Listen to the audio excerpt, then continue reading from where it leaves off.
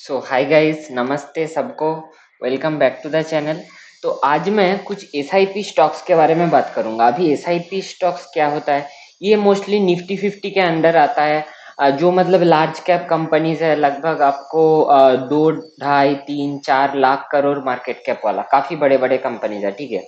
तो ये सब स्टॉक में क्या है कि ये सब स्टॉक एक लॉन्ग प्रिडिक्टेबल कैश फ्लो वाली कंपनीज है, ठीक है।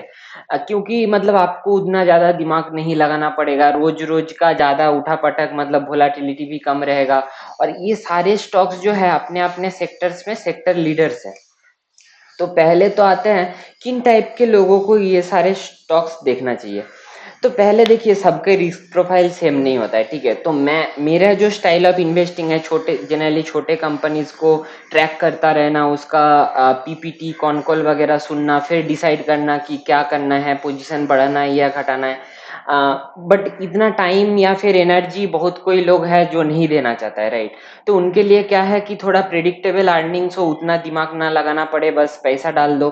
और एक चीज मुझे जो लगता है कि ये सारे जो स्टॉक्स है, मैं आज इस वीडियो में 3 स्टॉक के बारे में बताया, तो वो सारा निफ्टी 50 को आउट परफॉर्म कर सकता है over A 3 to 5 period time. ये मुझे ऐसा लगता है, बट कोई गारंटी तो ऑब्वियसली नहीं दे सकते। अच्छा, तो ये तो हो गया जिनका मतलब वोलाटिलिटी नहीं चाहिए करके। अच्छा, कुछ लोग ऐसे हैं जो कि मतलब लार्ज कैप में इन्वेस्ट करना चाहते हैं, क्योंकि देखिए, आप अगर आपके पास पोर्टफोलियो का साइज काफी बड़ा है, राइट, तो उस समय आप इतने बड़े पोर्टफोलियो लेके सारे छोटा छोटा माइक्रो कैप स्मॉल कैप पे नहीं घुस सकते, उसमें थोड़ा रिस्क ज्यादा रहता है। तो आपको थोड़ा सा अमाउंट जो है लार्ज कैप में डालना ही पड़ेगा पोर्टफोलियो के स्टेबिलिटी के लिए। तो उन टाइप का लोग एक है। और मतलब इसमें क्या है कि आप, ये जो कंपनीज है ना, सारा अपने फ्यूचर के लिए इन्वेस्ट कर रहे हैं, मतलब कंटिन्यूअसली इनका जो मतलब ग्रोथ है वो मतलब 15 से 20% के रेंज में रह सकता है, ऐसा मेरा मानना है। तो अभी फर्स्ट कंपनी आते हैं। तो फर्स्ट है टाइटन, ठीक है। तो टाइटन मोस्टली क्या क्या प्रोडक्ट्स में है? ज्वेलरी, वेयरेबल्स, आई केयर, इंडियन ड्रेस, फ्रेग्रेंस और फैशन एक्सेसरीज, ठीक है।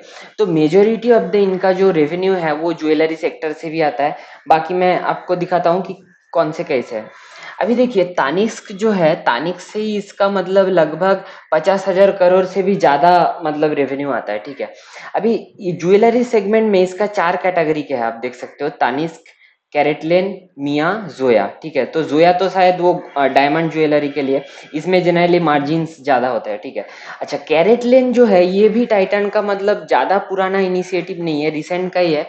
तो ये लोग इसमें 18 कैरेट गोल्ड वाला मतलब कैजुअल वेयर ज्वेलरी बनाता है, कि जो भी वर्किंग वुमेन हो गया या फिर कोई भी लड़का लड़की, कोई भी अगर कुछ कैजुअली गोल्ड ज्वेलरी पहनना चाहता है तो उनके लिए है। और तनिक्स तो मोस्टली वेडिंग ज्वेलरी है, सबको पता है। बाकी वेयरेबल्स में भी टाइटन है, टाइटन के पास ही वेयरेबल से सबसे ज्यादा मतलब रेवेन्यू आता है। और बाकी इनके पास बहुत सारे ब्रांड है, रागा, सोनाटा, एज करके है, राइट, टाइटन स्मार्ट, नेबुला। तो ये सब अलग अलग कैटेगरी के वॉचेस है, मतलब अलग अलग प्राइस रेंज का। ऐसे ब्रांड्स भी ये नया नया लेके आ रहा है, ठीक है। तो अभी क्या है, ये टाइटन का आई प्लस जो है, ये आई आई आई केयर का मतलब ग्लासेस वगैरह बेचता है। तो ये भी रिसेंटली टर्न अराउंड हुआ है, मतलब ये डिवीजन भी पुराना है बट लॉस मेकिंग था। रिसेंटली इसमें मतलब मैनेजमेंट चेंज हुआ, इसके कारण बिजनेस में भी टर्न अराउंड आया, अच्छी बात है। अच्छा, तनाइरा जो है इसका मतलब साड़ी का ब्रांड है। तो इसमें क्या है, ये लोग बहुत ही एक्सपेंसिव, मतलब 10, 15, 20 हजार वाली साड़ी बेचती है। और इनका साड़ी जो है मशीन से मैन्युफैक्चर नहीं होता है, ये मतलब हैंडलूम्ड होता है, ठीक है, ट्रेडिशनल हैंडलूम। बाकी स्किन स्किन करके इसका एक सेंट वगैरह मतलब परफ्यूम का ब्रांड है, तो वो भी काफी अच्छा ट्रैक्शन है। और बाकी अदर्स कुछ एक्सेसरीज वगैरह है। तो ये है कंपनी। ऑल इन ऑल ये जिस जिस सेगमेंट में है, सब सभी सेगमेंट में पूरा ऑलमोस्ट मार्केट लीडिंग पोजीशन में है। मोस्टली ये टाइटन बोलो या फिर ज्वेलरी बोलो, बाकी में तो ये लोग धीरे धीरे अपना प्रेजेंस बढ़ा रहा है, राइट। तो ऑल इन ऑल मुझे लगता है ये कंपनी के अंदर निफ्टी को आउट परफॉर्म करने का कैपेबिलिटीज है। अच्छा, अभी आते हैं नेक्स्ट कंपनी, बजाज फाइनेंस। तो देखिए, बजाज फाइनेंस को हम लोग एनबीएफसी का गॉडफादर बोल सकते हैं, मतलब इसको देख के ही सारे लोग सीखता है, ठीक है।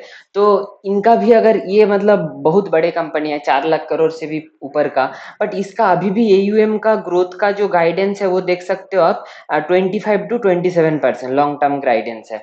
बाकी प्रॉफिट ग्रोथ भी 23-24% पे रहेगा।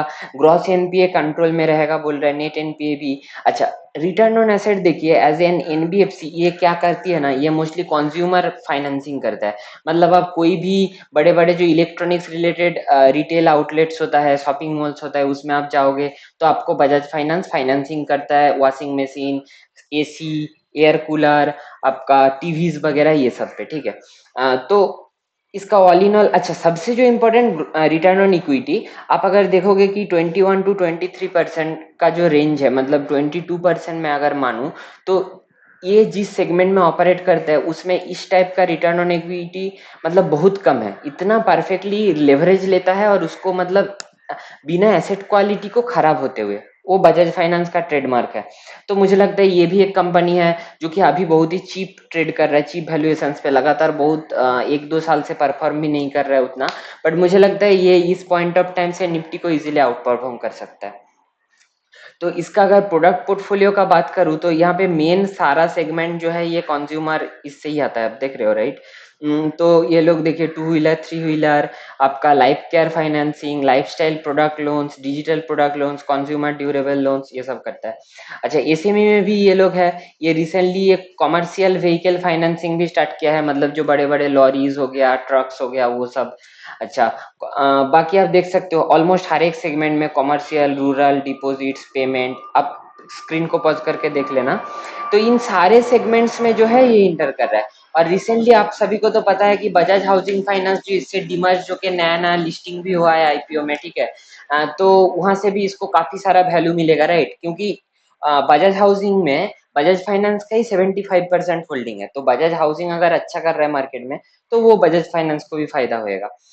और इनके पास जो है ये मतलब काइंड ऑफ टेक्नोलॉजी कंपनी है। इसके पास जो डेटा है इंडियन कंज्यूमर का, स्पेंडिंग पैटर्न बोलिए, जियोग्राफी वाइज कौन सा कंज्यूमर किस टाइप का प्रोडक्ट यूज करते हैं, उसका जो डेटाबेस है वो अनमैचेबल है और किसी के पास नहीं है। तो उसी के लिए मुझे लगता है कि ये over the long term Nifty को आउट परफॉर्म करेगा।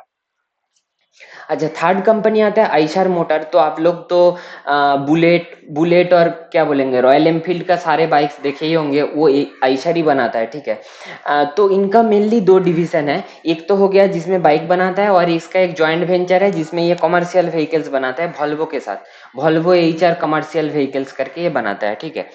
तो अभी क्या है, इनके जो बाइक सेगमेंट है उसी से ही मेजोरिटी ऑफ द रेवेन्यू आता है, ठीक है। तो इनका मतलब बाइक्स देख सकते हो सारे। ये लोग रिसेंटली जो है ये गोरिल्ला 450 लॉन्च किया है, ठीक है। और मोस्टली 4 प्लेटफॉर्म है। तो अगर आप देखोगे कि पास्ट कुछ सालों तक इनके मतलब लगभग क्या बोलेंगे, 2019 से 22-23 इस टाइम फ्रेम में ये लोग उतना प्रोडक्ट लॉन्च वगैरह पे फोकस नहीं कर रहा था। बट अभी ये लोग नया नया प्लेटफॉर्म लेके आ रहा है। ये देखिए, डी प्लेटफॉर्म ही नया है, के प्लेटफॉर्म में आपका ये गोरिल्ला नया रिलीज कर रहा है, मतलब प्रोडक्ट इनोवेशन कर रहा है राइट।